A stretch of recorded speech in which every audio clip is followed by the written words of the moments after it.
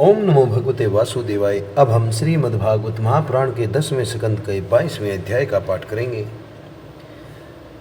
इस अध्याय के अंदर हम जानेंगे किस प्रकार भगवान श्री कृष्ण ने गोपियों के कपड़ों को चुरा लिया। गोपियों के वस्त्रों को, जब गोपियाँ सरोवर के अंदर जल के अंदर स्नान कर रही थी तो उनके वस्त्रों को चुरा लिया और बड़ी मधुर मधुर बातें करते हुए किस प्रकार नग्न अवस्था के अंदर ही उन्हें तालाब से बाहर आने के लिए कहा। और समस्त गोपियाँ उनके प्रेम में इतनी निमग्न हो गई थी कि उन्हें ये भी नहीं ध्यान रहा कि उनके वस्त्र श्री कृष्ण जी के हाथों में हैं।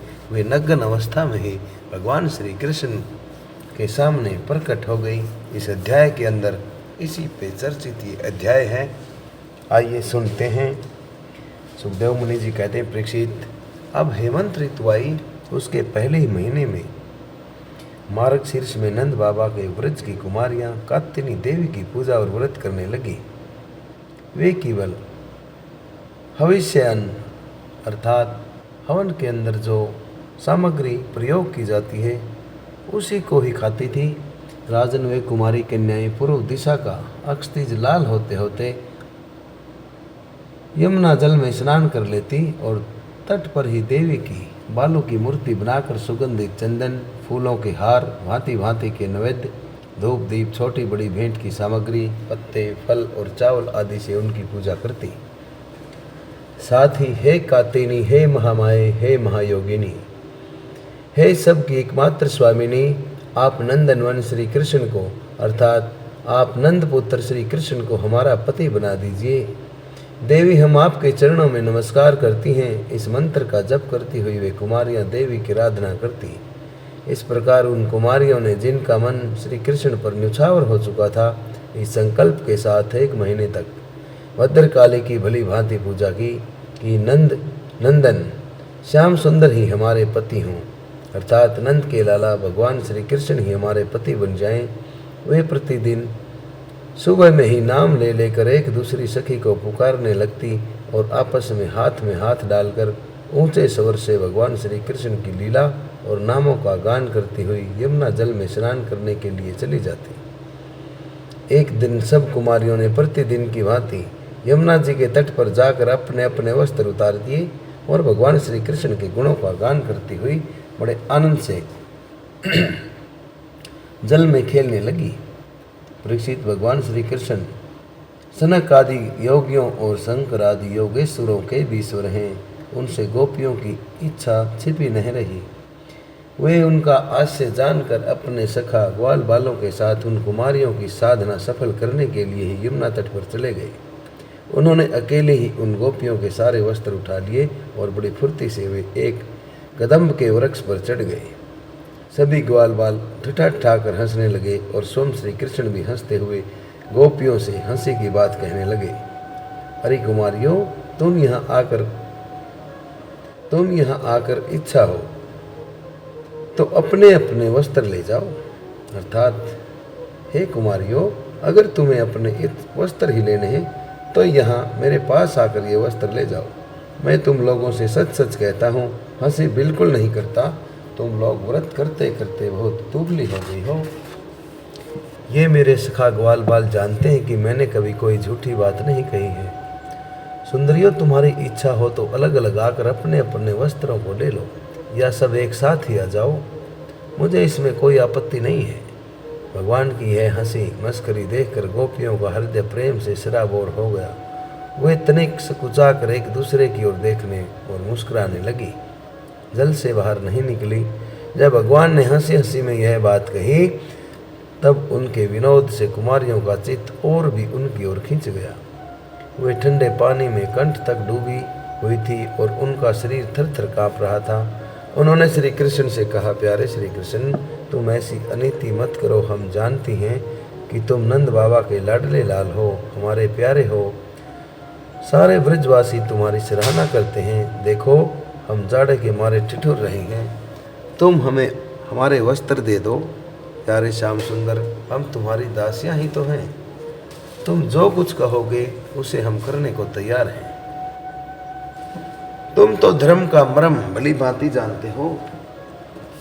तुम धर्म के अर्थ को भली भांति जानते हो। श्याम सुंदर, हमें कष्ट मत दो, हमारे वस्त्र हमें दे दो, नहीं तो हम जाकर नंद बाबा से तुम्हारी शिकायत कह देंगे। भगवान श्री कृष्ण ने कहा, कुमारियों, तुम्हारी मुस्कान पवित्रता और प्रेम से भरी है। देखो, जब तुम अपने को मेरी दासी स्वीकार करती हो और मेरी आज्ञा का पालन करना चाहती हो, तो यहाँ आकर अपने अपने वस्त्र ले लो। परीक्षित, वे कुमारियाँ ठंड से ठिठुर रही थी, कांप रही थी। भगवान की ऐसी बात सुनकर वे अपने दोनों हाथों से गुप्त अंगों को छिपाकर यमुना जी से बाहर निकली। उस समय ठंड उन्हें बहुत ही सता रही थी। उनके इस शुद्ध भाव से भगवान बहुत ही प्रसन्न हुए। उनको अपने पास आई देखकर उन्होंने गोपियों के वस्त्र अपने कंधे पर रख लिए और बड़ी प्रसन्नता के साथ मुस्कुराते हुए बोले, अरे गोपियों, तुमने जो व्रत लिया है उसे अच्छी तरह निभाया है, इसमें कोई संदेह नहीं है।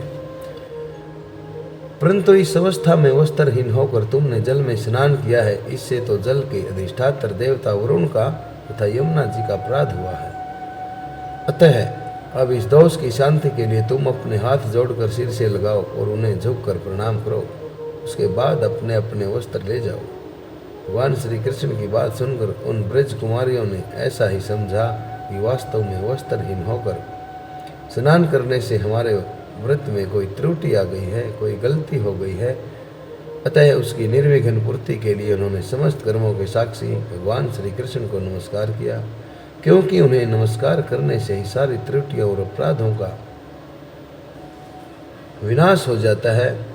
जब यशोदा पुत्र भगवान श्री कृष्ण ने देखा कि सब की सब कुमारियां मेरी आज्ञा के अनुसार प्रणाम कर रही हैं, तब वे बहुत ही प्रसन्न हुए। उनके हृदय में करुणा उमड़ आई और उन्होंने उनके वस्त्र वापस दे दिए। प्रिय परीक्षित, श्री कृष्ण ने कुमारियों से छल भरी बातें की, उनका लज्जा संकोच छुड़ाया, हंसी की और उन्हें कठपुतलियों के समान नचाया। यहाँ तक कि उनके वस्त्र तक हर लिए, फिर भी वे उनसे रुष्ट नहीं हुई। उनकी इन चेष्टाओं का, उनके इन प्रयासों को दोष नहीं माना, बल्कि अपने प्रियतम के संग से वे और भी प्रसन्न हुई। परीक्षित, गोपियों ने अपने अपने वस्त्र पहन लिए, परंतु श्री कृष्ण ने उनके चित्त को इस प्रकार अपने वश में कर रखा था कि वे वहाँ से एक कदम भी न चल सकी। अपने प्रियतम के समागम के लिए सज कर वे उन्हीं की ओर लजीली चितवन से निहारती रही। भगवान श्री कृष्ण ने देखा कि उन कुमारियों ने उनके चरण कमलों के स्पर्श की इच्छा से ही व्रत धारण किया है और उनके जीवन का यही एकमात्र संकल्प है।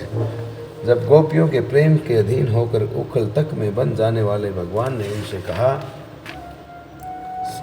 मेरी परम प्रेयसी कुमारियों, मैं तुम्हारा यह संकल्प जानता हूँ कि तुम मेरी पूजा करना चाहती हो। मैं तुम्हारी इस अभिलाषा का अनुमोदन करता हूँ। तुम्हारा यह संकल्प सत्य होगा, तुम मेरी पूजा कर सकोगी। जिन्होंने अपना मन और प्राण मुझे समर्पित कर रखा है, उनकी कामनाएं उन्हें सांसारिक भोगों की ओर ले जाने में समर्थ नहीं होती। ठीक वैसे ही जैसे भुने हुए या उबले हुए बीज दोबारा से अंकुरित नहीं होते। इसलिए कुमारियों, अब तुम अपने घर जाओ। तुम्हारी साधना सिद्ध हो गई है। तुम आने वाली शरद ऋतु की रात्रियों में मेरे साथ विहार करोगी। सतियों, इसी उद्देश्य से तो तुम लोगों ने यह व्रत और कात्यायनी देवी की पूजा की थी। सुखदेव मुनि जी कहते हैं, परीक्षित, भगवान की यह आज्ञा पाकर वे कुमारियां भगवान श्री कृष्ण के चरण कमलों का ध्यान करती हुई जाने की इच्छा न होने पर भी बड़े कष्ट से ब्रज में गई। अब उनकी सारी कामनाएं पूर्ण हो चुकी थी।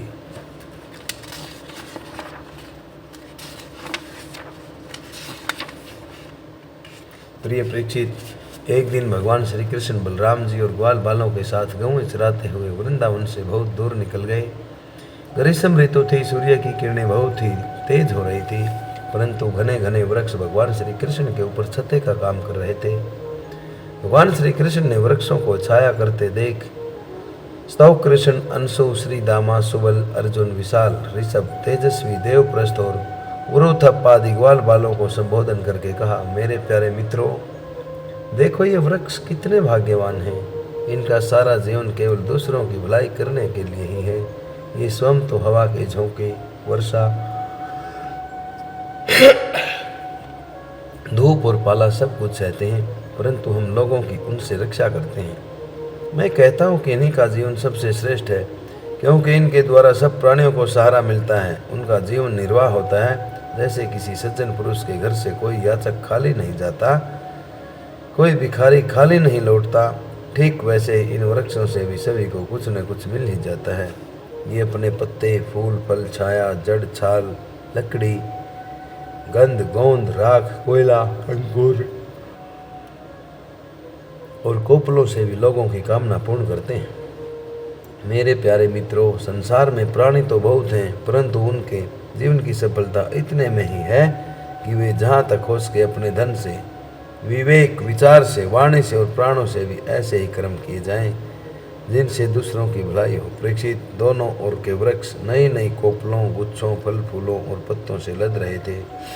उनकी डालियां पृथ्वी तक झुकी हुई थी। इस प्रकार भाषण करते हुए भगवान श्री कृष्ण उन्हीं के बीच से यमुना तट पर निकल आए। राजन, यमुना जी का जल बड़ा ही मधुर, शीतल और स्वच्छ था।